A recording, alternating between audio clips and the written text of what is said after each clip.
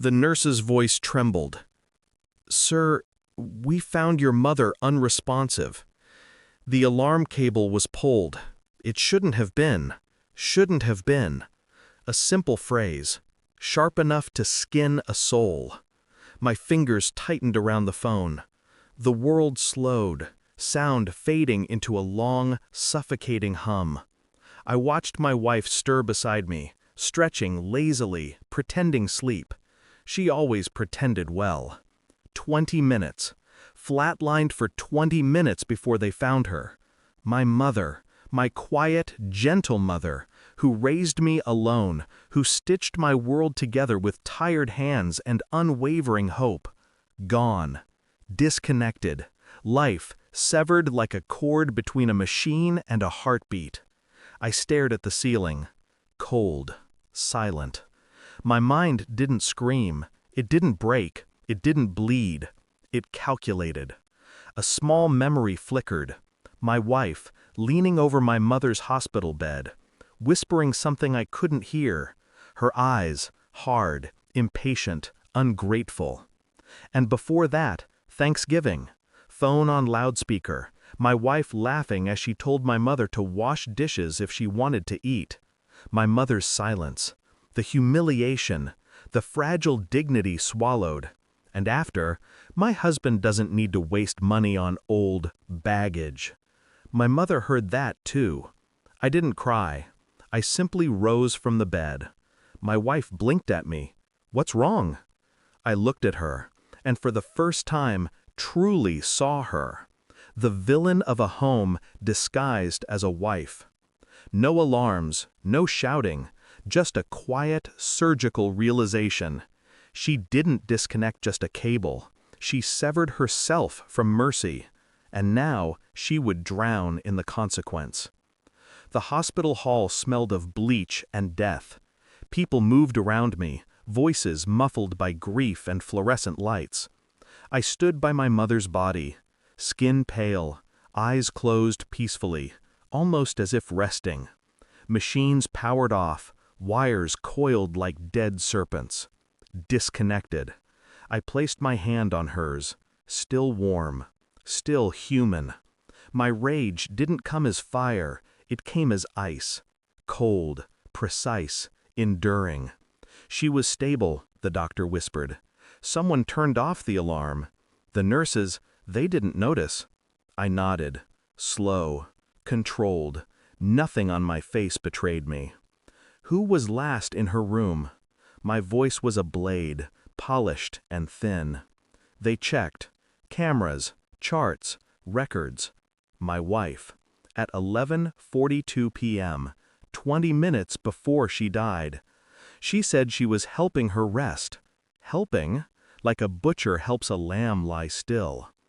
When I returned home, she greeted me with artificial grief. She hugged me, too long, too tight, guilt hidden beneath perfume. "Your mom was old," she murmured. "Her time came." Her words scratched my bones. Old? Time? My mother didn't die of age. She died of cruelty. I didn't respond. I didn't accuse. I didn't break. I watched, listened, planned. And a week later, she made her second mistake. Thanksgiving invitations. Our son's wife, arrogant and loud, cut from the same poisonous cloth, calling my mother, forgetting she was dead. Mocking, demanding, ordering her to wash dishes if she wanted to attend. I listened to the voicemail twice. My wife laughed when she heard it. Like mother-in-law, she joked. Two vipers, one venomous legacy. I looked at my mother's framed photo, then at my wife. Silent decision, silent execution. Justice would not be loud, it would be surgical. People underestimate calm men. They fear fury because it is visible. They never fear stillness. Stillness kills more efficiently. I hired a private investigator, quietly. Not for my wife's crime, no, that truth would emerge in its own time, but for everything else she hid.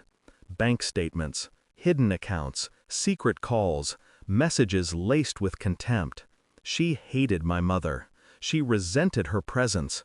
And if she could remove an inconvenience, she did. A month of silence followed. I cooked breakfast, sat beside her at dinner, held her hand while she slept. I was a ghost, learning her habits, her fears, her weaknesses.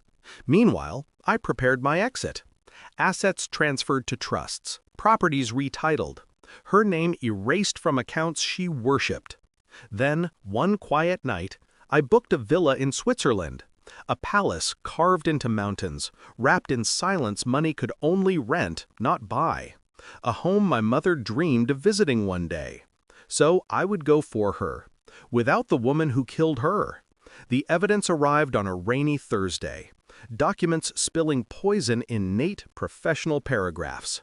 My wife transferred money from my accounts to her family, discussed replacing me, emotionally and financially, spoke of my mother as dead weight months before she died.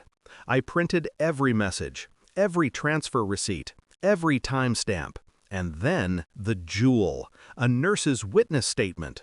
She said, sick old people don't need alarms if they're going anyway. Cold, simple, murder disguised as mercy.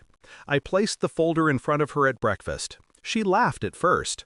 Then she read. And her laughter died slowly, choking in her throat like guilt-soaked ash. You misunderstood. Did I?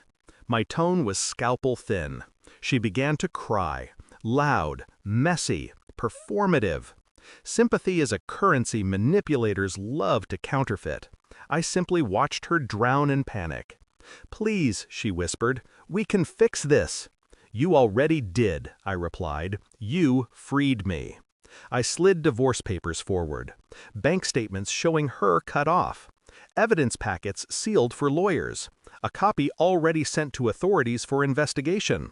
And then I showed her photos.